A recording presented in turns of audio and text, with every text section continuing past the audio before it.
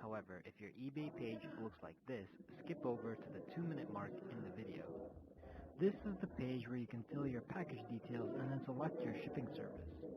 Once you've done that, on the top right hand side you see printer and label receipt preferences.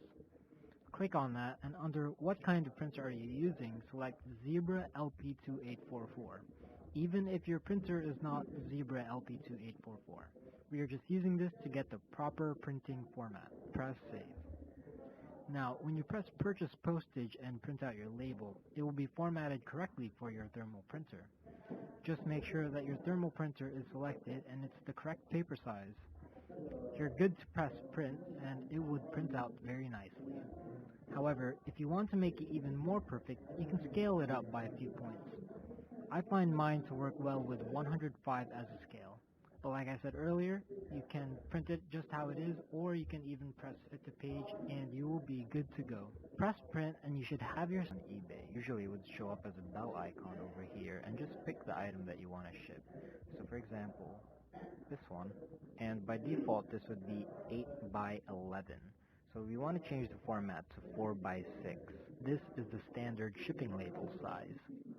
So I'm going to pick 4 by 6 and then save.